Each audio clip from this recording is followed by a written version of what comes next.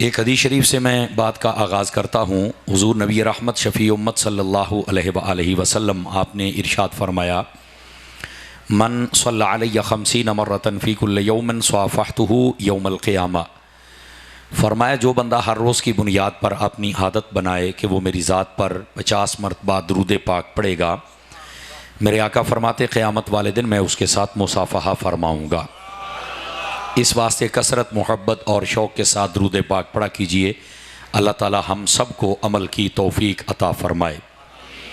دوستان مکرم، جو میں نے آیت طیبہ پڑھی ہے اسی کا سہارا لے کر میں واقعہ کربلا سے متعلق کچھ ضروری گزارشات آپ کی خدمت میں عرض کروں گا۔ اللہ رب العزت نے جو شہداء کا مقام ہے وہ خود قرآن مجید میں ارشاد فرمایا، اور جو دوسرے پارے میں سے مقام میں نے تلاوت کیا ہے اس میں اللہ رب العزت فرماتا ہے کہ جو میری راہ میں شہید ہو جائیں انہیں تم نے مردہ نہیں کہنا ہے۔ وہ کیا ہیں؟ فرمایا بل احیاء، بلکہ وہ زندہ ہیں۔ اور پھر آگے فرمایا ولاکن لا تشعرون، کہ تم ان کی زندگی کو سمجھ نہیں سکتے، تمہارا شعور چھوٹا ہے، ان کی زندگی بہت بڑی ہے جو اللہ نے انہیں عطا فرمائی ہے، لیکن ہیں وہ زندہ۔ اب اس آیت طیبہ پر اگر غور کیا جائے تو دو تین باتیں ہمارے جو عقائد ہیں، جن کو عقائد اہل سنت کہا جاتا ہے، جو کہ عقیدہ حق بھی ہے اور عقیدہ قرآن بھی ہے، اس کے مطابق ہم بڑی آسانی کے ساتھ سمجھ سکتے ہیں۔ اور وہ کیا بات ہے؟ سب سے پہلے فرمایا کہ جو اللہ کی راہ میں شہید ہو جائیں تم نے مردہ نہیں کہنا۔ یاد رکھیں شہید کی دو قسمیں ہوتی ہیں، ایک ہے شہید حقیقی، ایک ہے حکمی۔ جو شہید حقیقی ہوتا ہے وہ اعلاء کلمت الحق کے لیے اپنی جان کا نذرانہ اپنے رب کی بارگاہ میں پیش کرتا ہے۔ وہ میدان جنگ میں بھی ہو، وہ سرحد پر ہو، وہ مسلمانوں کی حفاظت پر ہو، وہ کسی بھی جگہ ہو سکتا ہے، محض اللہ رسول کی رضا کے لیے، اس کو شہید حقیقی کہتے ہیں۔ اور بعض ہوتے ہیں شہید حکمی، جیسے سیلاب آ رہے ہیں، بیچ میں کئی مسلمان بیچارے بہہ جاتے ہیں، فوت ہو گئے، تو یہ بھی شہید ہیں، لیکن حکمن یہ شہید ہیں۔ اسی طرح کہیں زلزلہ آ گیا، عمارت گر گئی، ایکسیڈنٹ ہو گیا، آگ لگ گئی، جھلس کر فوت ہو گئے۔ اسی طرح عورت بوقت ولادت جب بچے کو جنم دے رہی ہو، ان تکالیف کو برداشت نہ کر سکے تو وہ فوت ہو جائے، تو یہ صورتیں علماء نے لکھی ہیں کہ یہ وہ صورتیں ہیں کہ ان کو بھی مرتبہ شہادت دیا جاتا ہے، لیکن یہ حکمن شہید ہوتے ہیں۔ سمجھ آ رہی ہے حضرات آپ کو؟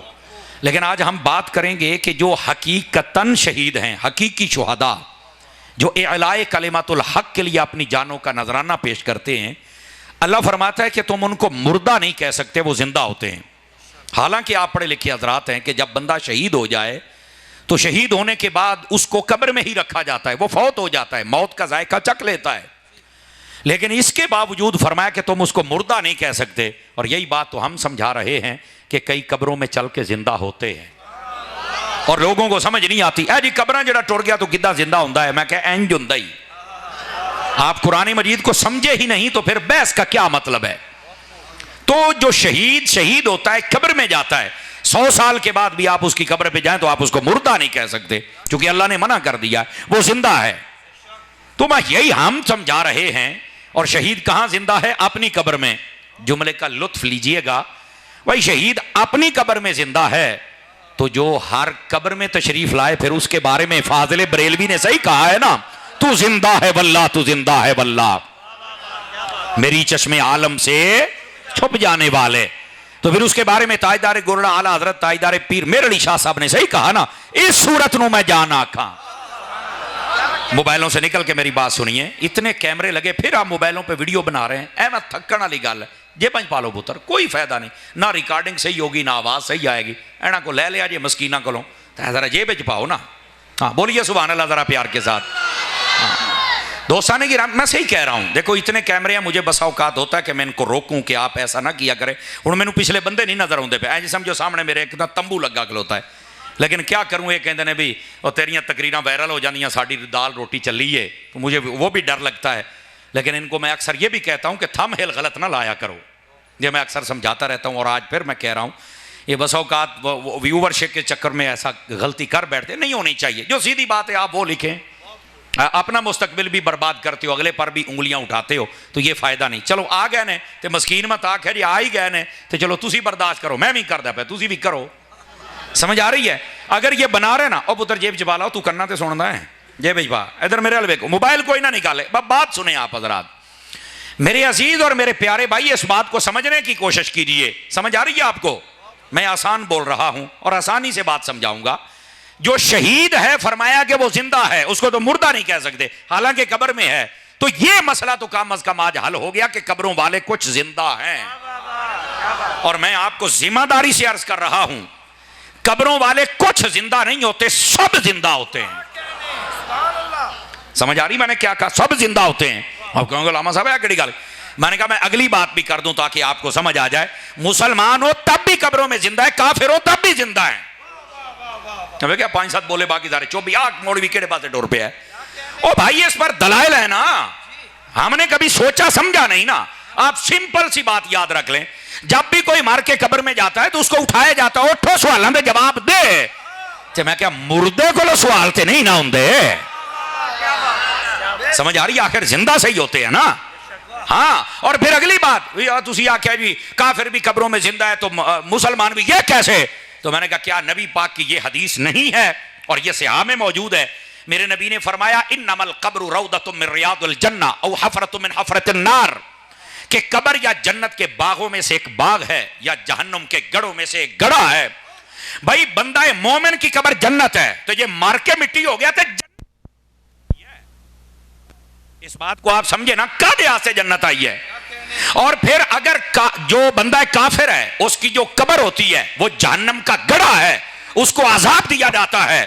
تو اگر اس کی قبر جہنم کا گڑھا بنی ہوئی ہے اور وہ مار کے مٹی ہو گیا ہے تو اے جہنم کا دی آسی آئی ہے, کنوں سزا ملدی پئی ہے؟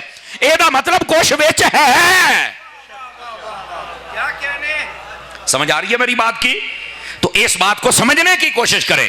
ایسے ہی کہنا کہ سارے مر گئے مٹی, پتہ نہیں جنہاں دے ہونے نے وہ کون نے, لیکن بات کو ذرا سمجھنے کی کوشش کریں. فرمایا کہ وہ زندہ ہے. اور پھر اس کے بعد میں نے آپ کی خدمت میں عرض کیا کہ قبر میں جو بھی جائے تو وہ زندہ ہوتا ہے, اس کو زندہ کیا جاتا ہے, باقاعدہ وہ سوالات کے جوابات دیتا ہے. اور پھر بعد کے اندر تا حشر اگر بندہ مومن و مسلم ہو تو اس کی جو قبر ہوتی ہے اس کی جنت کا باغ بنایا جاتا ہے. اور اگر بندہ کافر فاسق و فاجر ہو تو اس کو سزا دی جاتی ہے. نہیں کہ مار کے مٹی ہو گیا تو ختم ہو گیا ہے, وہ دیکھو سائیں ہو جی میں پنجابی جا پکڑے نا میچے لے جاندے نے, ادھر آپ کی کردا رہے ہیں. اور اگر اللہ کو راضی کیا ہو تو پھر اللہ رب العزت اس کی قبر کو ہی جنت بنا دیتا ہے کہ تو نے اللہ کو راضی کیا ہے تو اب حشر تک یہ مزے, اور جب حشر آئے گی تو پھر جنت میں تجھے داخلہ نصیب کر دیا جائے گا. اور ویسے بھی اگر آپ توجہ کریں تو اس پر میں ایک حدیث اور سناؤں تاکہ مسئلہ جڑ سے ہی اکھڑ جائے اور حل ہو جائے آپ کا. اعلیٰ حضرت صاحب رحمۃ اللہ تعالی علیہ آپ نے فتاوی رضویہ شریف کے اندر اس حدیث کو لکھا ہے. توجہ نہیں فرما رہے, باتیں بند کر دیجئے, بھائی ادھر دیکھیے. اعلیٰ حضرت صاحب رحمۃ اللہ علیہ فتاوی رضویہ شریف میں لکھتے ہیں کہ نبی کریم علیہ السلام کی ایک حدیث ہے, میرے آقا نے فرمایا انما خلقتم للابد. اس کا ترجمہ یہ ہے کہ اللہ نے تمہیں ہمیشہ ہمیشہ کے لیے پیدا کر دیا ہے. اب بظاہر جب بندہ سنتا ہے تو اس کو نہیں سمجھ آتی اس کا مطلب کیا ہے کہ انسان ہمیشہ ہمیشہ کے لیے پیدا ہو گیا. اب اس کی جو وضاحت ہے وہ کیا ہے کہ انسان کو ہمیشہ ہمیشہ کے لیے پیدا کیا گیا. فرمایا کہ انسان کو ہمیشہ ہمیشہ کے لیے جو پیدا کیا گیا اس کا ایک مطلب یہ ہے, ذرا سنیے گا, کہ انسان اپنے جہاں بدل رہا ہے زندہ, جہاں بدل رہا ہے زندہ, اس کو پیدا کر دیا نا, بس اب یہ جہاں بدلتا رہے گا. اس جہاں کا ایک نام ہے. مثال کے طور پر جب وہ عالم ارواح میں ہے تو اس کو روح کہا گیا, وہاں زندہ ہے, اس کا ایک جہاں ہے. پھر اس نے اپنی جگہ بدلی تو یہ باپ کی پشت میں آ گیا, تو یہاں پر اس کا جہاں بدل گیا ہے, یہاں بھی زندہ. یہاں پر اس کو نطفہ کہتے ہیں اور آج کل کی بولی میں سپرم کہتے ہیں. اس صورت میں یہ زندہ ہے, جہاں بدل لیا اس نے, ہے یہاں بھی زندہ. پھر یہ انسان اپنی جگہ بدلے گا تو یہ جائے گا اپنی ماں کے پیٹ میں. اس نے جہاں بدلا, لیکن وہاں پر جو ماں کے پیٹ میں بچہ اس کو جنین کہتے ہیں, ہے وہاں بھی زندہ, جیسے رب کی قدرت ویسے. پھر یہ جہاں بدلے گا تو پھر یہ دنیا کے پیٹ میں آئے گا جیسے ہم اور آپ ہیں, یہ جہاں زندہ رہے گا, ہے زندہ, جہاں بدل لیا. آپ سمجھنے کی کوشش کریں. پھر اس کو موت آئے گی, موت کا ذائقہ چکھے گا, قبر میں جائے گا, جہاں بدلے گا ہے وہاں بھی زندہ. نہیں سمجھ آ رہی ہے کہ نہیں آ رہی؟ 2-3 بندے پھر موبائل بڑے بیٹھے نکل کے گل سنو. پھر یہ اپنا جہاں بدلے گا قبر میں چل کے نا, ایک لمبے عرصے تک وہاں رہ گیا, پھر جہاں بدلے گا یہ آئے گا حشر میں, میدان محشر, وہاں زندہ ہوگا, وہاں کے ماحول کے ہے زندہ, جہاں بدلا ہے. بات سمجھنے کی کوشش کریں. پھر اللہ کی رحمت سے اگر بندہ مسلم اور مؤدب ہوا تو اللہ تعالیٰ اس کو جنت عطا کرے گا, پھر یہ جنت میں رہے گا, ہے وہاں بھی زندہ, پر جہاں بدلا ہے. اب حضور کی حدیث بتا رہی ہے انما خلقتم للابد, اللہ نے تمہیں ہمیشہ ہمیشہ کے لیے پیدا کر دیا. یعنی پیدا کر دیا کا مطلب کیا ہے کہ اب تم جہاں بدلتے رہو گے, رہنا زندہ ہی ہے. سمجھ آ رہی ہے آپ حضرات کو؟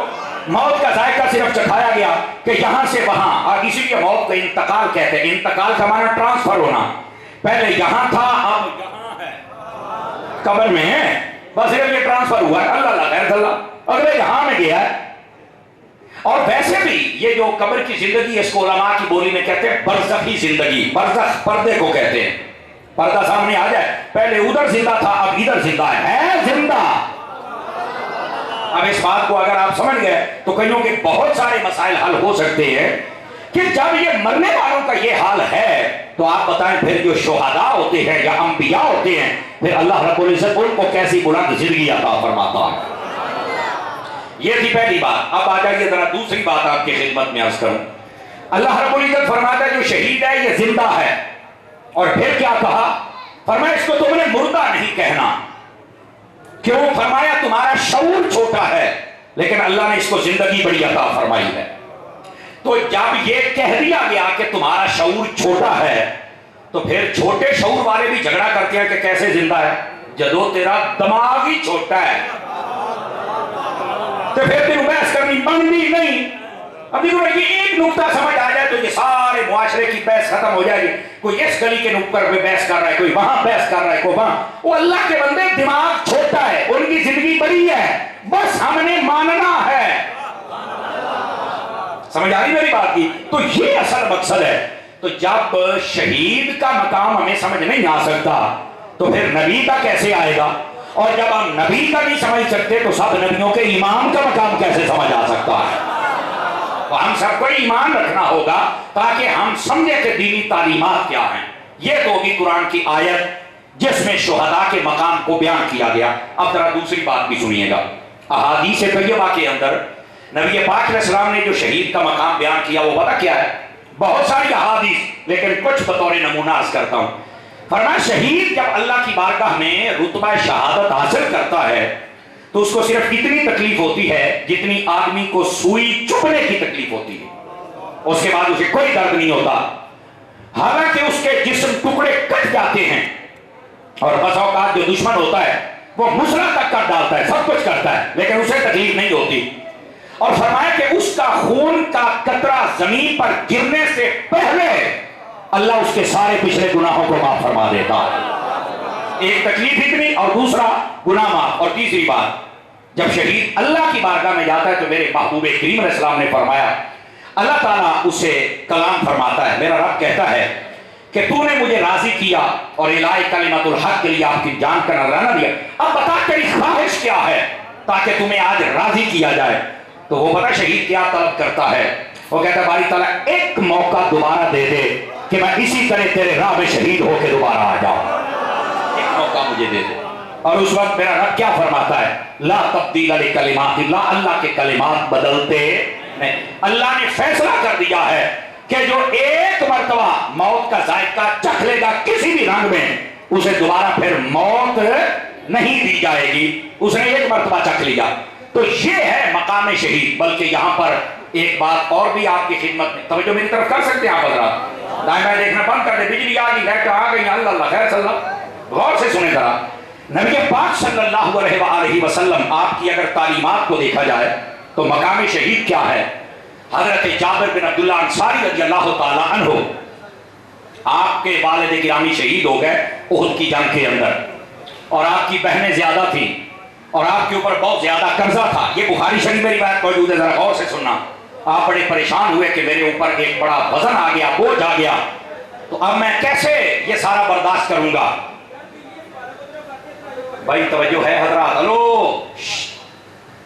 او بھائیو پاک پر آدھی گال سن لو، اگے ٹپ جاؤ، اتنے بہ جاؤ یار، لیکن کھاپ نہ پاؤ، بٹھاؤ ضرور، لیکن میں تقریر نہیں کر سکوں گا، پھر وہ میرا ذہن منتشر ہو جاتا ہے۔ بہ جاؤ بھاجی، اگے آ جاؤ میرا پتر، آ جاؤ، اگر جگہ آ جاؤ، شاباش، اللہ تو مدینے لے جائے، اگے آ جاؤ، اگے آ جاؤ، یہ جگہ کوئی نہیں ہے تو پھر بھی اللہ تو مدینے لے جائے۔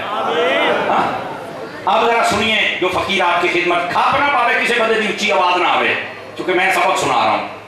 محبوب کریم صلی اللہ علیہ وسلم کے پاس حضرت جابر بن عبداللہ انصاری آئے اور آ کے کہا کہ حضور یہ مجھے پریشانی ہے، قرضہ بھی بہت زیادہ لوگوں کا دینا ہے، بہنیں بھی میری زیادہ ہیں، ان کے بھی میں نے سارے فرائض پورے کرنے ہیں، لیکن میں ابھی چھوٹی عمر میں ہوں، میں پریشان ہوں، کیا کروں؟ نبی پاک نے فرمایا یہ بتا کیا ہے تیرے پاس؟ اس نے کہا میرے باپ کا ایک کھجوروں کا باغ ہے اور تو میرے پاس کچھ نہیں۔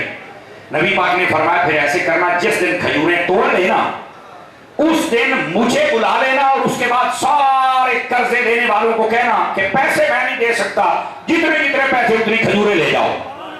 تو حضرت جابر کہنے لگے میں نے دل میں خیال کیا کہ اتنے تو میرا باغ اور زمین اور کھجوریں رلا سارا کچھ کر کے انہیں پیسے نہیں بڑھنے جنہیں قرضے ہیں، تو یہ کیسے پورا ہوگا؟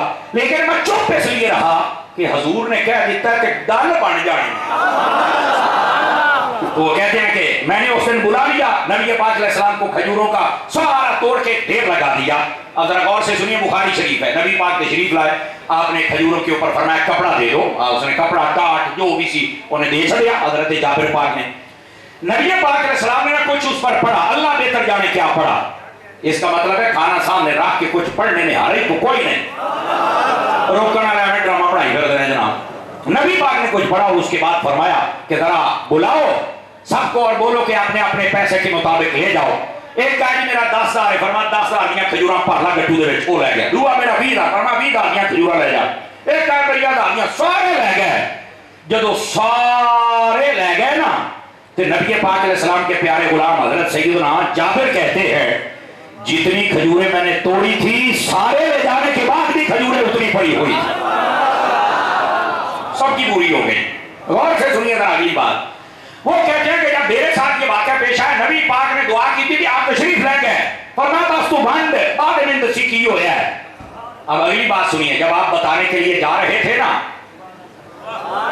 راستے میں حضرت ابو بکر عمر سے ملاقات ہو گئی، آگے سنا کہتے ہیں انج ہویا ہے، فرمایا تینوں تو ہون پتہ لگا ہے سارے تولن تو بعد سانو اس نہیں پتہ لگ گیا سی جڑے حضور آئے سن بھی یہ کام ہو گیا ہے۔ سمجھ آ رہی ہے؟ اب وہ پہنچے نبی پاک کی بارگاہ کے اندر تو نبی پاک علیہ السلام نے اس وقت ان کے لیے دعائے برکت بھی فرمائی، سارے قرض بھی اتر کے سب کچھ دور ہو گیا۔ وہاں پر میرے نبی پاک نے ایک بات ارشاد فرمائی جو میں سنانا چاہتا تھا، وہ آپ سنیے۔ فرمایا جو بھی شہید ہو کے اللہ کی بارگاہ میں گیا ہے نا، جو بھی، فرمایا کہ اللہ نے اس کے ساتھ جو کلام کیا ہے وہ پردے اور اوٹ میں کیا ہے، اور فرمایا کہ اے جابر جب تیرا باپ گیا ہے تو اللہ نے بلا حجاب تیرے باپ سے کلام فرمایا۔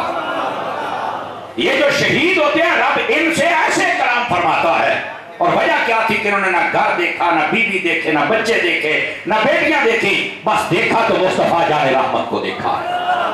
تو شہید جب اپنی جان کا نذرانہ دیتا ہے تو پھر اللہ رب العزت اس سے کلام بھی فرماتا ہے، یہ ہے مقام شہید۔ اچھا پھر اس کا آگے بہت سارے معانی ہیں کہ شہید کا معنی گواہ بھی ہے، حاضر بھی ہے، موجود بھی ہے، یہ بہت سارے معنی اس کے پائے جاتے ہیں۔ لیکن ایک بات میں آپ کی خدمت میں عرض کروں جس کو مفتی احمد یار خان نعیمی نے لکھا، اور بات بڑی پیاری ہے، توجہ ہو تو سنا دوں تاکہ اگلی تمہید یہ ہے، اگلی بات سمجھنا آسان ہو جائے۔ مواعظ نعیمیہ میں مفتی احمد یار خان نعیمی نے ایک بات لکھی، وہ فرماتے ہیں کہ ایک بندہ تھا، اس نے نا قرآن مجید پڑھا تو وہ پریشان ہو گیا، وجاءت سکرۃ الموت، یہ آیات پڑھ کے کہ موت بڑی سخت ہے اور شدید ہے، رونے لگ پڑا۔ روتے روتے جب سویا نا تو نبی پاک کا دیدار نصیب ہوا۔ فرمایا کیوں روتا ہے؟ اس نے کہا حضور میں روتا ہوں کہ موت بڑی سخت ہے۔ توجہ ہے حضرات کی کوئی نہیں جناب؟ تو میں پریشان ہوں کہ یہ کیا ہے؟ تو نبی پاک صلی اللہ علیہ وسلم نے فرمایا کہ یہ مسئلہ تو قرآن مجید میں ہے، اگر تو سمجھے گا تو تیرا مسئلہ حل ہو جائے گا۔ سننے والی بات ہے۔ اس نے قرآن مجید کھولا، پھر اس نے پڑھا لیکن اس کو سمجھ نہیں آیا، پھر دوسرے دن سویا، نبی پاک صلی اللہ علیہ وسلم پھر خواب میں تشریف لائے تو اس نے کہا حضور میرا مسئلہ نہیں حل ہوا۔ تو فرمایا قرآن مجید کا 12واں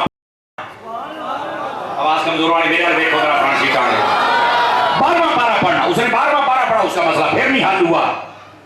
तीसरे दिन फिर नबी पाक का दीदार हुआ तो फरमाया किसी आलिम से पढ़। यहां से मैं उन लोगों को कहता हूं जो अकेले बैठ के तर्जुमे पढ़ते हो ना, नबी पाक ने कहा उसे भी कि पढ़, लेकिन मसला नहीं लगा। नबी पाक खुद बता सकते थे, फरमाया नहीं किसी आलिम के पास जा। इस वास्ते जिन्ने भी कल यहां बैठ के तर्जुमे पढ़ लो, उलमा को तो जाना पहना है ना। हाँ, यही वजह है जो अकेले बैठ के तर्जुमे पढ़ते हैं फिर बेचारे नतीजे तक नहीं पहुंच सकते, जैसे वो मिर्जा जेल मियां कमरे में बैठा बक करता है। अब नतीजे पर तो बेचारा पहुंचा नहीं, उस्ताद तो उसका कोई है नहीं, समझाने वाला तो उसे कोई है नहीं। और इधर देखे मैं आपको एक और बात भी समझा दूंगी, आज समझ लीजिए। उसका अगर कोई चमचा बैठा तो वो भी जरा गौर से सुने, बाकी जो पक्के सुनिए आप भी गौर से सुने। इधर देखे मेरी तरफ। अब बस होता है सुन्नी मौलवी आपको तर्जुमा पढ़ने से रोकते हैं। मैंने कहा जाहिल हम रोकते नहीं है, हम कहते हैं पढ़ना है ना तो किसी आलिम से पढ़। कुरान अकेले समझना तेरे बस की बात ही नहीं है। नहीं, अल्लाह ने कुरान में फरमाया वलक़द यस्सरनल कुरान लिज़िक्र, कि कुरान पढ़ना बहुत आसान है। तो मैं क्या वो आसान इन मानों में है कि नादरा पढ़ो या ज़बानी याद करो फौरन याद हो जाएगा, रह गए इसके मानी बेटे वो उस्ताद के बगैर तू हल नहीं कर सकता। अब ये जो तू कहता है कि सारे बैठ के पढ़ो, मैंने कहा सुन, मैं आपको एक बार ये कुरान और दीन इतना आसान समझ लिया कि तुम कमरे में बैठोगे तो तुम्हें समझ आ जाएगा। मैंने कहा देखो दुनियावी किताबें हैं ना, इधर देखे मेरी तरफ, मिसाल के तौर पर मैट्रिक की किताबें हैं, आपने इम्तिहान देना है, आप अपने बच्चे को कहें नहीं जाना स्कूल है पुत्र, कोई जरूरत नहीं वहां जाने की, हमें फीसा नहीं देने, घर बैठ के पढ़। हालांकि सारी किताबें उनकी गाइडें और फिर उनके हलशुदा पेपर मिल जाते हैं, मिलते हैं कि नहीं मिलते हैं। और अगली बात सुने आगे, उसके अंदर इख्तलाफ भी नहीं है कि इमाम आजम ने किया क्या है, फलां मुफस्सिर ने क्या कहा, इमाम शाफी ने क्या कहा है। और यहां पर भाई सबको पता है 2 का टेबल है तो वो 2 का है, 3 का टेबल है तो 3 का है। कोई ये नहीं कहेगा ये इख्तलाफ है, इख्तलाफ भी नहीं है, भी आसान हलशुदा भी है। लेकिन आप फिर भी अपने बच्चे को स्कूल भेजते हैं कि नहीं उस्ताद को पढ़ के तू कहां कामयाब होना है। और यार कुछ तो सोच रहा, सौखा काम में इख्तलाफ भी कोई नहीं, पेपर हलशुदा है, फिर भी तुझे उस्ताद की जरूरत है। अब ये कुरान का इल्म है, यहाँ तो पेचीदा काम है, इख्तलाफ भी है, और फिर तू अकेला बैठ के बंदे का पुत्र पढ़। अगर दुनियावी किताबों के लिए उस्ताद की जरूरत है तो रब के कुरान के लिए भी उस्ताद की जरूरत है। बात समझ आई है कोई नहीं आई आप हज़रात को? मैंने कहा ये जो जितने छोटे मिर्ज़ई है ना, जरा इनका दिमाग भी सुथरा हमें करना है, इनके दिमाग भी गटर से ज्यादा बदतर बने हुए हैं। नहीं कल यहाँ बह के पढ़ना चाहिए, कल यहाँ बह के पढ़ो तो फिर आइंदा बकवासी बंदा बन रहा जिन्हें थोड़ा मिलता है। और मैं यहाँ एक जुमला बोल रहा हूँ, अल्लाह करके आप समझ जाए, अकेला बैठ के पढ़ेगा तो प्लम्बर बनेगा, उस्तादों के पास बैठ के पढ़ेगा तो समर बनेगा। समर साहब पढ़ने तो उस्तादों को पढ़ मेरा पुत्र है, तुझे पता चले असल मानी क्या है। इस बात से हम रोकते नहीं है कि तर्जुमा नहीं पढ़ना, हम कहते हैं उस्ताद से पढ़। और मैं आपको इसकी नजाकत समझा दूंगा, आप पढ़े लिखे हज़रात बैठे, अल्लाह ने डायरेक्ट कुरान नबी पाक को नहीं अता फरमाया, बल्कि अल्लाह कुरान में कहता है अर्रहमान अल्लमल कुरान, ऐ महबूब हमने कुरान आपको सिखाया है। नबी पाक को भी ये नहीं कहा कि आप किताब है यहाँ पे बैठ के पढ़ लिया जाए समझ लिया जाए, अल्लाह ने पढ़ाया है। और जो अल्लाह ने कुरान नबी को पढ़ाया, नबी ने सहाबा को, सहाबा ने उम्मत को, उम्मत हमें पढ़ा रही है। मैंने कहा जब कुरान जिस पे नाज़िल हुआ है, जब उन्हें रब ने पढ़ाया है, तो ये रब ने कमरे से पन्ना डाले तेनू उस्ताद पढ़ाएगा कि आएगा, तुझे भी वैसे नहीं आ सकता। जिन पे नाज़िल हुआ है उन्हें कुरान पढ़ना पड़ा है और अल्लाह ने पढ़ाया है। तो जो नहीं फरमा रहे आप हज़रात, बार बात को समझे कि आप तमाशे बनाए हुए हैं कि जनाब हर बंदे को कुरान समझ आ जाएगा। मेरा पुत्र कुरान की है 4 आयात, इधर देखिए 4 किस्म की आयात। एक है तज़किरे वाक़यात, पहली उम्मतों के, जन्नत के, दोज़ख के, हर बंदा समझ जाता है। दूसरी आयात है मुहकमात, जिनमें अहकाम बयान हुए, आप आलिम के बगैर नहीं समझ सकते। तीसरी आयात है मुतशाबिहात, जिनमें जब तक तावील ना की जाए बंदा तर्जुमा नहीं कर सकता। अल्लाह ने फरमाया यदुल्लाहि फौका अयदीहिम, नबी पाक सहाबा की बैत कर रहे थे, सहाबा के हाथ नीचे थे, नबी पाक ने ऊपर रखा। अल्लाह फरमाता है कि जो ऊपर वाला हाथ है हबीब तेरा नहीं मेरा है। तो अब यहाँ पर क्या तर्जुमा करोगे, अल्लाह का तो हाथ ही नहीं है, अल्लाह ताला हाथ और पांव और जिस्म से पाक है, तो फिर यहाँ क्या तर्जुमा होगा, ये तुम्हें नहीं पता। तो मैं कह ऐसी बात है कि ना कल्ला खज्जर होएगा उस आदर को पढ़, समझ आ रही मेरी बात की? तो ये कुरान की आयत उनकी तीसरी किस्म है मुतशाबिहात, जब तक उसकी तावील ना की जाए बंदा कुरान को समझ नहीं सकता वहां पर। और चौथी आयात मुकत्तहात जैसे अलिफ लाम मीम हा मीम, तो इनका तर्जुमा कौन बताएगा? तो ये किसी आलिम के पास बैठोगे तो वो असरार और रमूज बताएगा, वरना उलमा ने लिखा अल्लाहु अअलम व रसूलुहु बिमुरादिही, फरमाया इसकी मुराद या खुदा जानता है या मुस्तफा जानते हैं। बस इसलिए हम रोकते हैं कुरान की आयात की कैटेगरियां हैं, उनको समझने के लिए उलमा की जरूरत है। और ये जो कहता है नहीं मौलवियां की लोड़ नहीं है, तो मैं क्या और तेरे वर्गे सिखा की लोड़ है? मौलवियां नहीं तो तेरे वर्गे रणजीत सिंह के मुंडियां की लोड़ है। फिर जब मैं रैंट टैग करता तो फिर वो चमचे चीखते ने। मैंने कहा यही तो तुम्हें पता नहीं आता, वैसे जाहिलों को छोड़ो, ये कहते बाबा भी कोई नहीं अम्मा भी कोई नहीं, लावारिस बच्चियों के पीछे दौड़ पाओ। हम गौसे आजम के पीछे हैं जो नबी का बेटा तो है ना। बात समझ आ रही है कोई नहीं आ रही? आप हजरात को इस बात की बात समझने की कोशिश करें। ऐसे ही पागल कई उसको ऐसे अब्बू बनाए फिरते हैं। ये मेरी गल सुन लो, जेड़ा मिर्जे को मान गया है ना, मिर्जे नू मैं कहना दज्जाल तुसी अपना अब्बा कहना, लिख लो मेरी गल। जिनको इतना शऊर नहीं है, कैसा बदतमीज और जाहिल इंसान है, ये अपने आप को कहता है मैं हुसैनी। छोड़ दे मेरा बेटा, बार बार न छड़े पंगे को। जो बस ठीक है, जो ये कहता है कि मैं बड़ा हुसैनी हाँ और फिर कहता है इमाम हुसैन ने नेज़े पे चढ़ के कुरान नहीं पढ़ा, मैंने कहा तुम्हें शर्म नहीं आती? ये तमाम उलमा ने लिखा है इस बात को, और इस पर बकायदा दलाइल और शवाहिद हैं कि इमाम अली पाक का सर नेज़े पे था, फिर भी रब के कुरान की तिलावत जारी और सारी थी। और ये कैसा जाहिल है जो आके कहता मैं हुसैनी हूं? मैंने कहा ये सिर्फ तीरों तलवारों के रुख बचाने के लिए इतना लफ्ज बोलता है, वरना इससे बड़ा जाहिल कोई नहीं। मेरा मौजू शुहदाए करबला है, जरा पलीत ना लेना, ये नहीं, ये सिर्फ आपके दिमागों से निकालना कि इन शैतानों को सुनने की जरूरत नहीं है। बात सुनने समझने की कोशिश करें। मैं जो अर्ज कर रहा हूं मेरे अजीज मेरे भाई, इन आयात में तो ये बात को अगर समझना है तो आपको उस्ताद के पास बैठना पड़ेगा। वो आपके सामने कुरान हदीस अकवाल तफासीर सारी खोल के रखेगा और उसके बाद आपको बताएगा कि इसका असल माना क्या है। आपको नहीं पता, सुना ने धार्मी शरीफ पढ़ के देखे, दीगर को तो पढ़ के देखे, बल्कि ये मुस्लिम शरीफ में हदीस है। एक शख्स आया जिसका नाम था हजरत यजीदुल फकीर। हाँ, ये उनसे मरवी है, ये रिवायत है मुस्लिम शरीफ में। हजरत जाबिर बिन अब्दुल्लाह अंसारी जिनकी मैंने बात सुनाई, ये मस्जिद नबी शरीफ में बैठकर दर्स कुरान दे रहे थे, तो आप कह रहे थे नबी पाक अलैहिस्सलाम की शफाअत के बारे में कि नबी पाक की शफाअत से बिला हिसाब लोग जन्नत में जाएंगे। तो एक बंदा बीच में से बोल पड़ा। ये बीच में से बोलने वाले ना ऐसे गंदे कीड़े होते हैं, जरा पहचानो, जिन्होंने बिच बोलने का शौक होता है ना, गंदे कीड़े, इन्हों की नस्ल बड़ी पुरानी है। हाँ, तो वो बोल पड़ा, कहता आप तो ये कह रहे हैं कि नबी पाक की शफाअत से लोग बिला हिसाब जन्नत में जाएंगे। अल्लाह कुरान में कहता है वइन मिनकुम इल्ला वारिदुहा काना अला रब्बिका हतमन मक़दिया, और अल्लाह फरमाता है कि हर बंदे को हिसाब देकर पुल सिरात से गुजरना पड़ेगा। तो कहता जी तुसी तो अपनी गल कर दो, मैं तो कुरान पढ़िया है। ये आज का एतराज नहीं है, ये तब का एतराज है। ये एतराज करने वाले बड़ी पुराने हैं जिन्होंने उस्तादों के पास नहीं पढ़ा होता। और इमाम मुस्लिम ने लिखा है कि ये बंदा खारजियों के पास बैठता था, और खारजी होता ही वो है, ना ये आले रसूल की शान बयान कर सकता है सुन सकता है, ना ये नबी पाक की शान बयान कर सकता है सुन सकता है। और जो राफजी होता है वो नबी पाक के सहाबा की शान ना बयान कर सकता है ना सुन सकता है। ये राफजी और खारजी में मोटा मोटा फर्क होता है। तो इमाम मुस्लिम कहते वो खारजियों के पास बैठता था और वो नबी पाक की शफाअत का मुनकर था, कुरान की आयत पढ़ के बेचारी कहता मैं कुरान पढ़िया, हाँ आयत नंबर दसिया, मैं कहा तेरे प्यो भी ये करते सन। हाँ ऐसा मुस्लिम है, मैं जिम्मेदार हूं इस बात का है। 12-14 कैमरे हम नहीं लगे, हम पेड़ में बैठने वाले मिर्जे तरह कमरे लोग के नहीं, हम मैदान लगाने वाले बंदे हैं। हम मैदान लगाने वाले बंदे हैं। और सुनो अहले सुन्नत, तुम्हारा अकीदा कितना सुथरा है। तो जब हजरत जाबिर के सामने उसने कुरान की आयत पढ़ी ना, तो आप दर से कुरान दे रहे थे, आपने कुरान बंद कर दिया। आपने ना बड़ी सोनी गल की थी और फरमाया हो काका ओ इको आयत पढ़ी हो या होर भी कोई आउंदी है। हाँ मुस्लिम शरीफ है। तो उसने कहा मैंने तो कुरान पढ़ा। फरमाया गल कुरान का नहीं, तो इनकार कर रहा है, तो तू एक आयत पढ़ी है कुरान में, यहाँ 6666 में सारियां पढ़,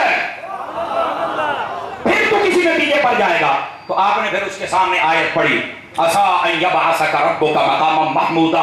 आपने फरमाया अल्लाह ने कुरान में फरमाया कि महबूब अन करीब हम आपको मकाम महमूद अता करेंगे। पता है क्या है? तो अंदर ये तो मैंने नहीं पता। तो फरमाया भी तो कुरान है। اب ذرا فرنٹ سیٹوں والے سبحان اللہ کہیں نا, سمجھنے کی کوشش کریں نا. آپ نے کہا یہ بھی قرآن ہے, پڑھی ہے, کہتا نہیں پڑھیا تیرا کی تو کہنا میں نے نہیں پتا. تے فرمایا کہ کمینے کو تو بیٹھا رہو نا, تو وہ دسیا یہ اندر نبی دی شان دی کمی ہے, تے میں نہیں دسیا. تو کہنے لگا پھر یہ کی مطلب ہے؟ فرمایا ہم نے نبی پاک سے پوچھا تھا کہ حضور یہ کون سا مقام ہے جو اللہ آپ کو عطا کرے گا؟ تو میرے نبی نے فرمایا تھا یہ وہ مقام ہے جہاں کھڑے ہو کر میں اپنی امت کی شفاعت کروں گا اور اللہ تعالیٰ میری شفاعت قبول کر کے میری امت کو جنت عطا فرمائے گا. توجہ ہے کہ کوئی نہیں آپ حضرات کی؟ تو آپ نے کہا تو بھی قرآن کی آیت پڑھ رہا ہے اور میں بھی قرآن پڑھ رہا ہوں, لیکن تو وہ آیتیں پڑھ رہا ہے جس سے نبی کی شان میں کمی ہو رہی ہے, اور تم نے دوسری آیتیں دیکھ لی. خارجی کا کام ہی یہ ہے, وہ آیت وہ پڑھے گا جس میں اللہ نے فرمایا کہ کسی کے پاس کوئی غیب نہیں ہے, تو وہ کہے گا دیکھو اللہ نے قرآن کیا کہا کسی کو غیب ہی کوئی نہیں. حالانکہ میں کہتا ہوں کہ خارجیوں کی سوچ ہے, قرآن کیا کہتا ہے ذرا سن. اللہ فرماتا عالم الغیب فلا یظہر علی غیبہ احدا الا من ارتضی من رسول. اللہ تعالیٰ فرماتا ہے غیب کا علم اللہ کے پاس ہے, اللہ کسی کو نہیں دیتا. ہاں جب رسولوں پہ راضی ہو جائے تو رسولوں کو اللہ علم غیب عطا فرما دیتا ہے. خارجی نے صرف ایک آیت پڑھی ہے جس میں انکار ہے. ہم کہتے ہیں ساری آیتیں پڑھ, اور یہ کمرے میں بیٹھ کر جاہل تمہیں کوئی نہیں بتا سکتا, یہ استاد بتائے گا, شیخ الحدیث بتائے گا, شیخ التفسیر بتائے گا. سمجھ آ رہی ہے میرے کو؟ کوئی نہیں سمجھ آئی. تو یہ میں نے ایک مثال دی ہے, اس واسطے اپنے آپ کو سنبھالیے اور اس جاہل کے پیچھے جانے کی ضرورت نہیں ہے. آپ آئیے ذرا اگلی بات سمجھا دوں آپ حضرات کو. مرزا تو میں تھوڑے ذہن چ کٹ دیا گا تو یاد ہی رکھو گے. ہوں ویسے سارے صحافی کہتے ہیں پاگل ہے, جاہل ہے, جڑے جڑے سٹوڈنٹ نے وہ چھٹی جاتے ہیں کہ پتہ نہیں کہڑے چمچے سنتے ہیں. میری سمجھ گل باہر ہے, اتنا ایکسپوز دنیا میں جتنا یہ ذلیل ہوا ہے اور کوئی نہیں ہوا, اور انشاءاللہ انہیں ابھی ہونا ہے.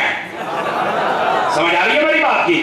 یہاں پر یزید آیا اور فیل ہو گیا, کچھ نہیں کر سکا بزرگوں کا.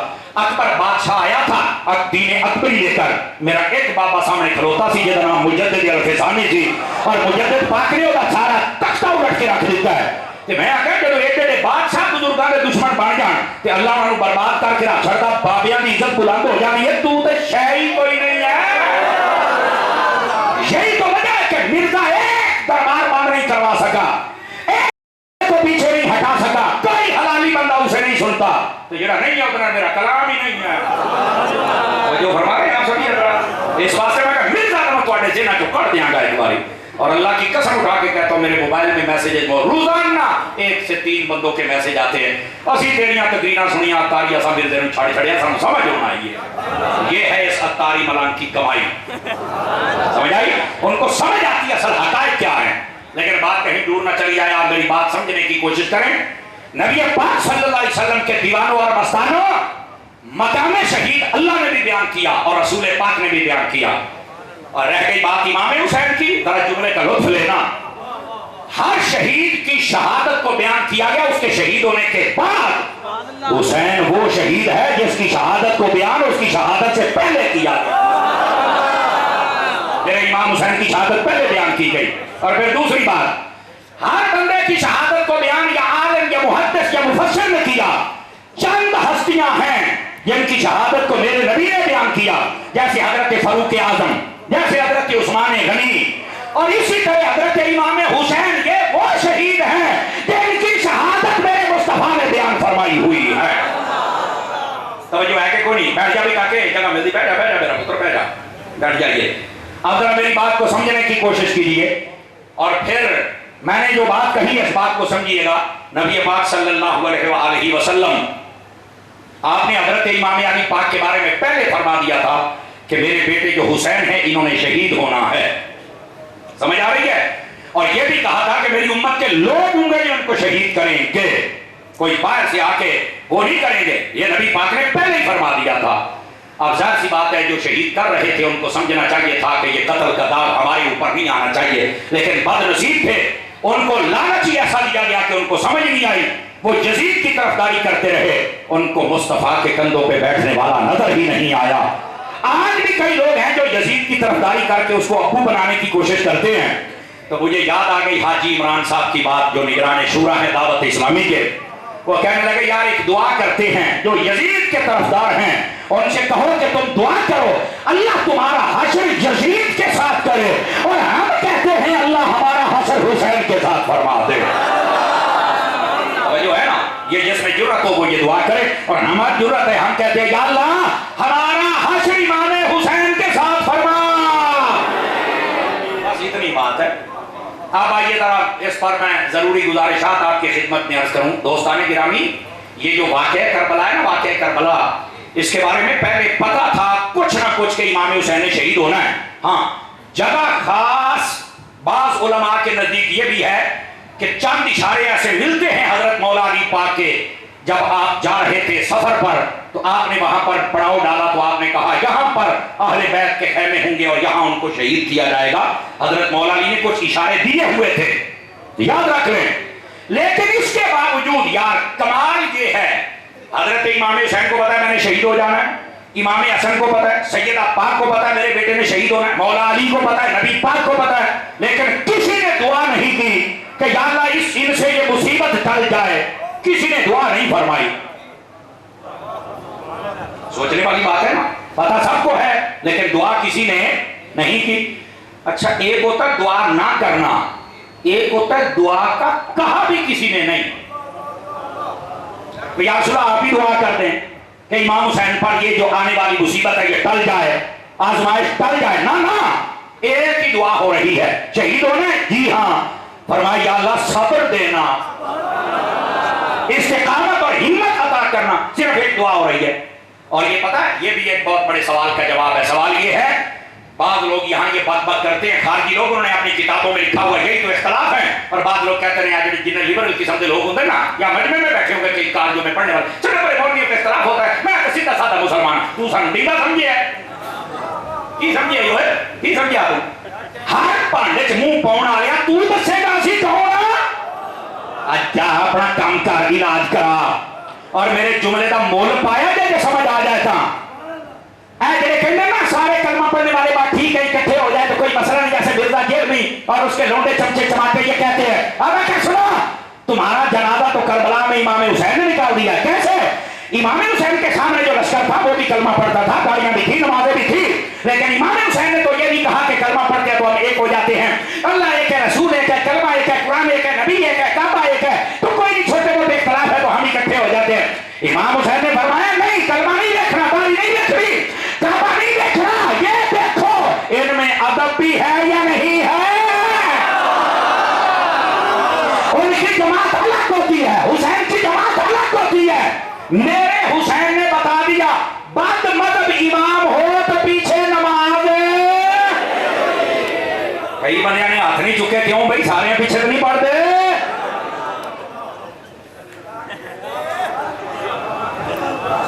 امام علی پاک نے فرمایا بد مذہب کے پیچھے نماز نہیں پڑھنی ہم نے۔ جو یہ بات نہیں کر سکتا واقعہ کربلا بیان ہی نہ کرے، تو امام حسین رضی اللہ تعالیٰ کے واقعے کے ساتھ انصاف کر ہی نہیں سکتا، تیرے اندر جرأت ہی نہیں ہے۔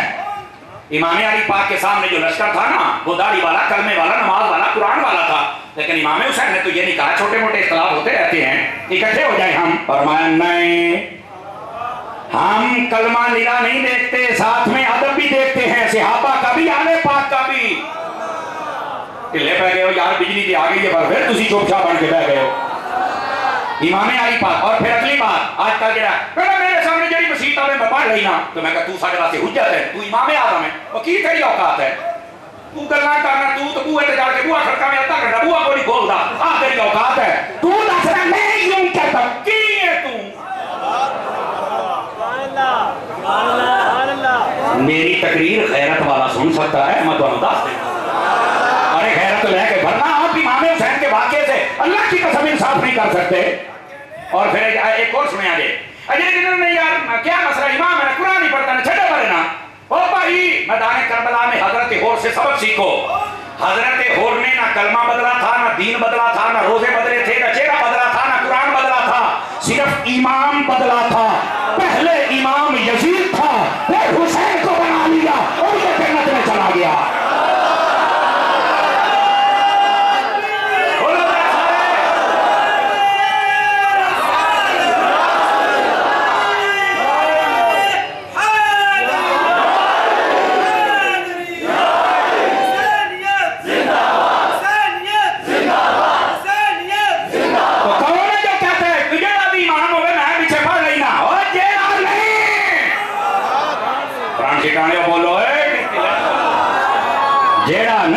امام ہونا ہی ہوتا ہے. دیکھو نا ادھر دیکھو, ہم کہتے ہیں پیچھے سے امام دے, اسی دے پیچھے ہاں, ایک کے دے پیچھے.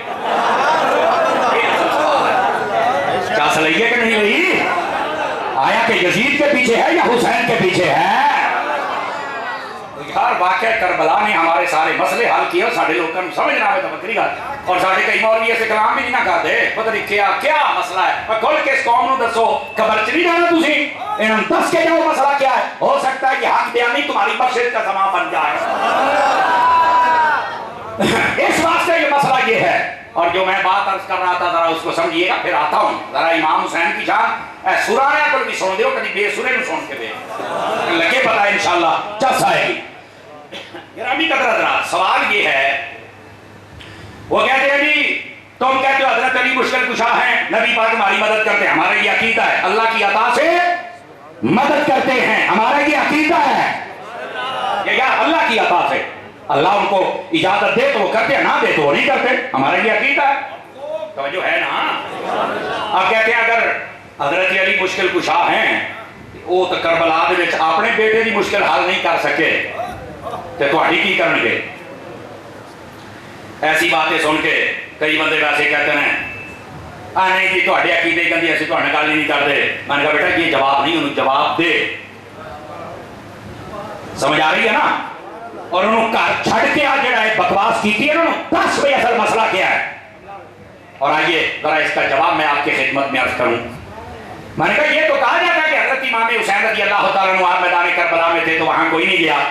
میں نے کہا میں تمہیں ثابت کروں گا اگر مشکات شریف میں حدیث نہ ہو جو چور کی سزا میری طرف دیکھیے. اور بہت سارے ائمہ نے لکھا جس دن 10 محرم تھی حضرت ام سلمہ مدینہ شریف میں سوئی ہوئی تھی, نبی پاک خواب میں آئے تو دیکھا کہ بال مبارک اپنی جگہ سے آگے پیچھے ہیں اور مٹی چوم رہی ہے نبی پاک کے بالوں کو. تو آپ نے پوچھا یا رسول اللہ یہ آپ کی حالت کیسی ہے؟ تو میرے نبی نے فرمایا میں کربلا سے آیا ہوں اور وہاں پر حسین کو شہید کر دیا گیا. تو کہنا اتنے گیا کوئی نہیں, مشکات کی حدیث دسی ہے نبی اتنے تھے. تو پہلے تو یہ حدیث ہے جواب کون دے گا؟ یہ تو میں نہیں پتا. میں کہا پتا ہوتا تو سننی نہ ہوتا. تو یہ حدیث بتاتی. دوسری بات یہ کہنا کہ وہ وہاں مدد نہ کر سکے, میں کہا سونا اصل اس کا جواب یہ ہے مدد جو اس ویلے ہونی چاہیے جلے پتہ لگا سی.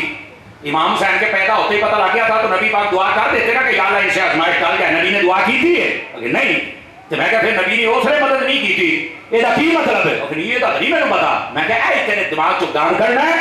نبی پاک کو پتہ چل گیا لیکن آپ نے یہ دعا نہیں کی کہ آزمائش ٹل جائے, بلکہ آپ کو پتہ تھا کہ امتحان ہے اور امتحان ٹلنے کی دعائیں وہ کرتے ہیں. کاش کے میں جملہ سمجھا پاؤں جلا والا والے آج کو. امتحان ٹلنے کی دعائیں وہ کرتے ہیں جن کا بچہ نکما ہوتا ہے, نالائق ہوتا ہے, جاہل ہوتا ہے, احمق ہوتا ہے, بیوقوف ہوتا ہے. وہ ترلے کرتے ہیں کہ امتحان نہ ہو, ہمارا بیٹا کہیں فیل نہ ہو جائے. اور جن کا بچہ حسین جیسا ہوتا ہے وہ ٹلنے کی دعا نہیں کرتے, وہ کہتے ہیں امتحان لیا جائے, ہمارا بیٹا امتحان دے کے دکھائے گا.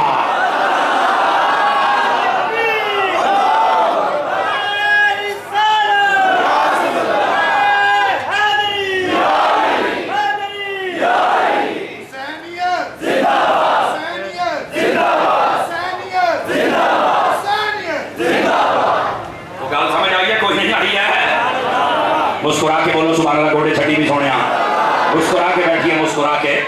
بس آپ کی جان چھوڑ دیتے ہیں, آپ بجلی ٹائم لگی نہیں تو ہوں تو آخر دعوانا ہو ہی جانا سی.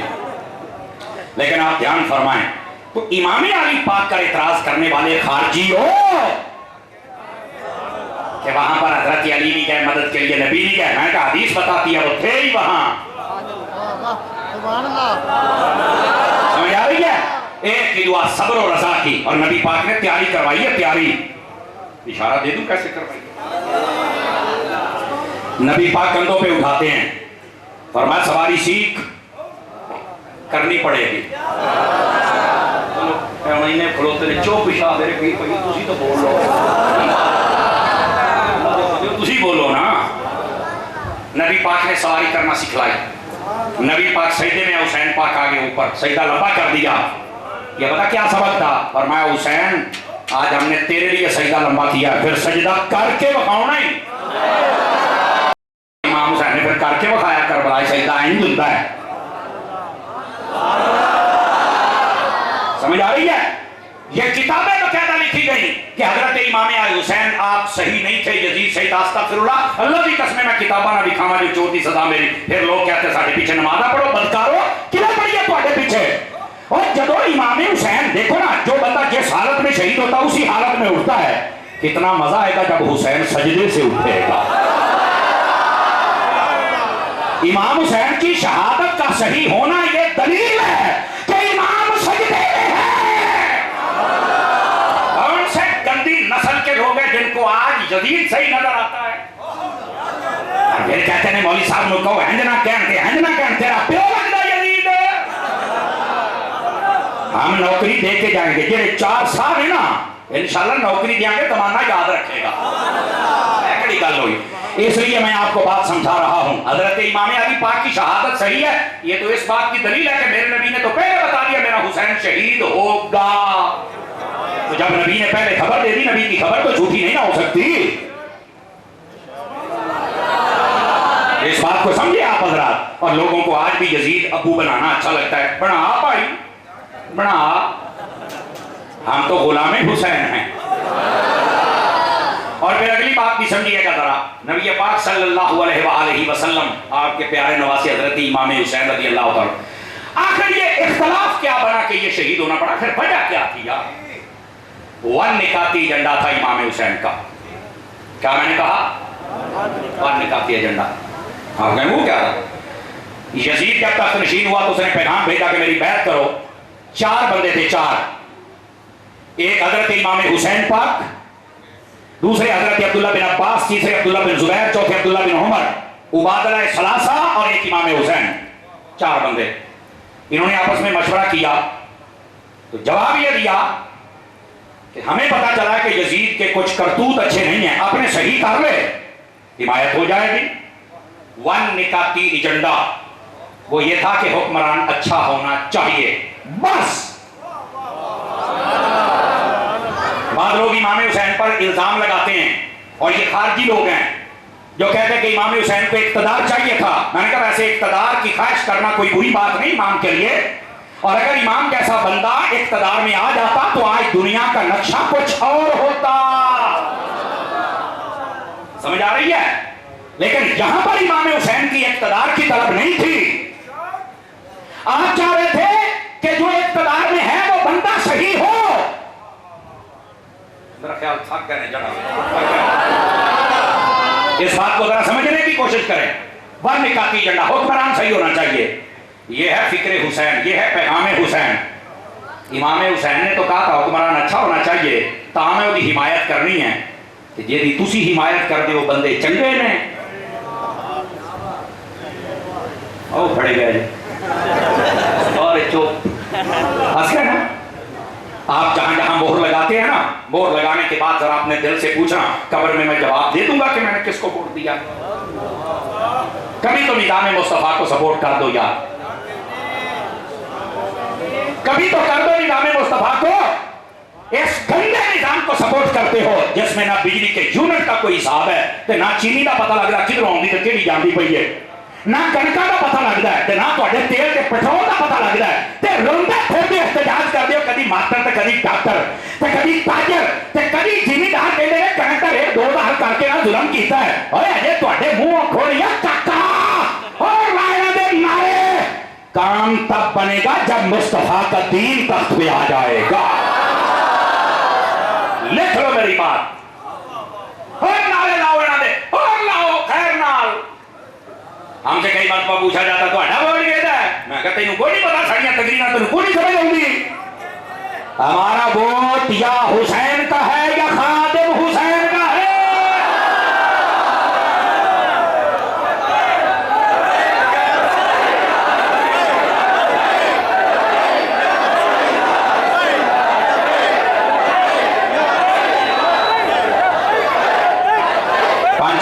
پانچ چار بندے چوپی بیٹھے نے، تہاڈی پارٹی کا نام نہیں ہونا، کاکا نہیں ہونا. جزاک اللہ، اللہ آپ کو برکت دے. چہرے پڑھیا کرو چہرے. ہاں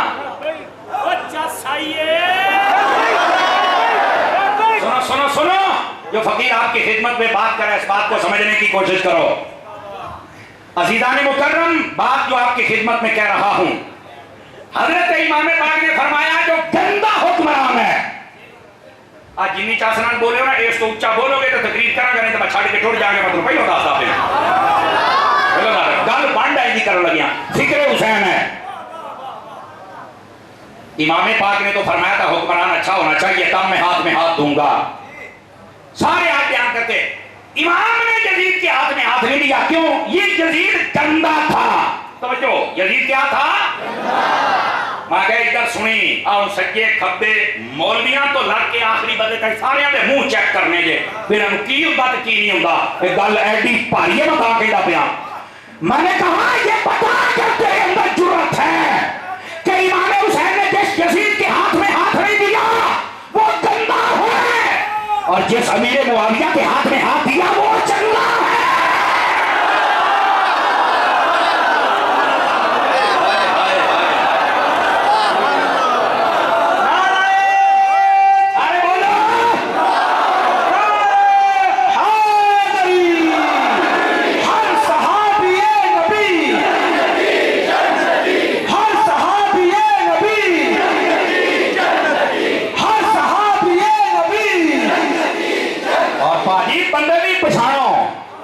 मेरे मुआविया का नाम है ढेड दर्दा होंगे।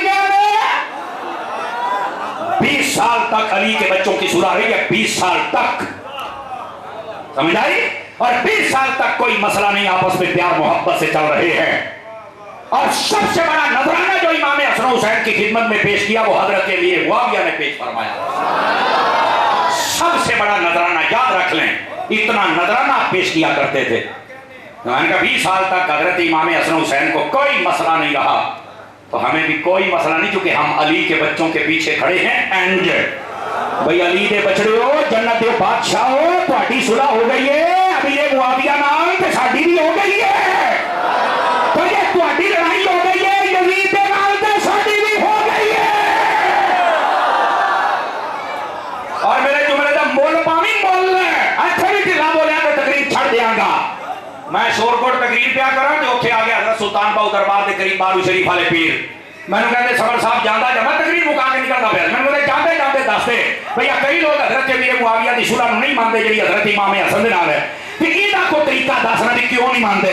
मैं क्या पीर साहब मेनू नबियां में नहीं पता, हसन हुसैन है जन्नत के सरदार ते सरदारां दे फैसले मुसलियां नू समझ नहीं आउंदे।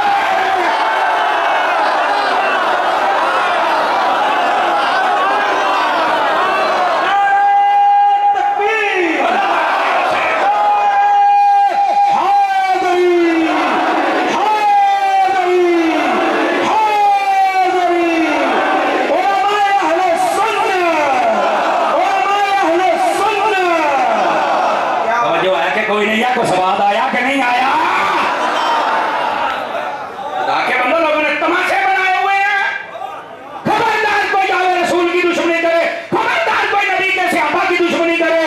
हम आले रसूल को भी 2, 4, 5, 10 तक नहीं मानते, हम आला हजरत के गुलाम हैं। आला हजरत ने कहा जब नबी की औलाद को मानना है 2, 4, 5, 10 नहीं, ये कहो तेरी नस्ल पाक में है। बच्चा बच्चा नूर का आका तू है नूर, तेरा सब घराना नबी की औलाद नु मन।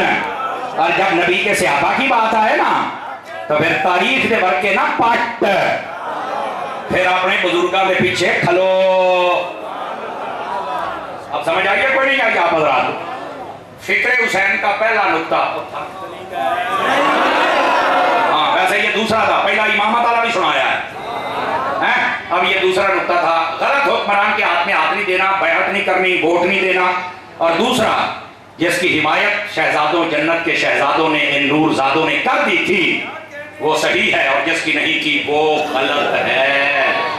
ये असल फंड सन नसन भजन राजी पुठे सीधे होन, तारी का एक जुमला ना दे बट काट के रख दे,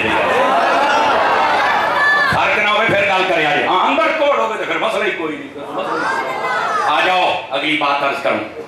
हजरत इमाम हुसैन मदीना छोड़ा, मक्के आ गए। मक्के में सहाबा इकराम ने आपको वेलकम किया। 4 महीने तकरीबन 8 दिन तक आप मक्के में रहे। तो बैठे हो تقریباً 4 مہینے تک آپ مکے میں رہے. ایک جملہ سنجھے کہ نا کربلا میں آل گئی ہے صحابہ نہیں گئے کتھے سن. میں کہا انہیں آتے ہیں دساں کتھے سن. پورا نیڑے آتے ہیں دساں صحابہ کتھے سن. صحابہ کرام تھے مکہ میں اور مدینہ میں. مدینہ میں بھی امام حسین کی حفاظت صحابہ نے کی ہے, جملہ سنیا دے. اور مکہ میں بھی 4 مہینے تک حفاظت صحابہ نے کی ہے, ویلکم کیا ہے, مہمان بنا کے رکھا ہے. صبح دوپہر شام کا خدمت جو تھی وہ بھی صحابہ نے کی ہے. مجالے کہ کوئی آپ دا بال بھی بنگا کر جائے. میں کہا اینے صحابہ جے حسین دے نیڑے کسی نے آن دیتا ہی نہیں. دشمن نیڑے نہیں لگن دیتا.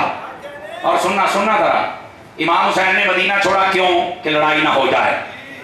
مکہ چھوڑا کیوں؟ لڑائی نہ ہو جائے. کوفہ جب پہنچنے لگے تو راستے میں راستہ روک لیا گیا, امام نے لڑائی نہیں کی. پتہ چلا کہ مسلم بن عقیل شہید ہو گئے, لڑائی نہیں کی. 10 محرم کا دن چڑھ گیا, 3 دن کا پانی بند ہے, لڑائی نہیں کی. پہلا تیر امام حسین نے نہیں پیتا, لڑائی نہیں کی. کیوں؟ حسین امن کا نام ہے. حسین کس کا نام ہے؟ امن کا. میرے حسین نے لڑائی نہیں کی, میں آپ کو بتا رہا ہوں. پہلا تیر جب عمر بن سعد نے پھینکا نا, تو آپ نے کہا یا اللہ تیرا شکر ہے, نہ میں لڑائی چاہتا تھا نہ میں نے کی ہے, اور ابتدا انہوں نے کی ہے. امام حسین تو امن کا نام ہے. پتہ چلا حسین کا جلسہ ہو تو امن جانا چاہیے. امام حسین کا جلسہ ہوتا ہے, کوئی صحابہ کے خلاف باتیں, کوئی اہل بیت کے خلاف باتیں. میں کہا بندے پڑھو, سمجھو میری طرف آئی, خبردار کوئی نبی پاک کے صحابہ اور اہل بیت کے خلاف بات کرے. جلسہ امام حسین کا تو ذکر بھی امام حسین کا کر رہے, حقائق بتا, اعتراضوں کے جواب دے, پتہ چلے کوئی بندہ صحابہ اور اہل بیت کا دفاع کر رہا ہے. اب یہ جو کہتے ہیں صحابہ کہاں تھے, ادھر دیکھیں بھائی جان. پہلی بات یہ ہے کہ یہ واقعہ نبی پاک کے پردہ کرنے سے 50 سالوں کے بعد پیش آیا. کتنے سالوں کے بعد؟ امام حسین کی عمر اس دن 7 سال 7 مہینے 7 دہاڑے جس دن نبی پاک نے پردہ فرمایا. تو اس کے بعد 50 سال, تقریباً 56 57 یا 58 سال عمر پڑ گئی امام حسین پاک دی. یعنی آپ اس وقت بچپنے کے عالم میں تھے جب نبی نے پردہ فرمایا. تو جو بڑی عمر کے صحابی تھے اکثر فوت ہو گئے تھے, شہید ہو گئے. تو لفظ ہے نا کربلا دے وچ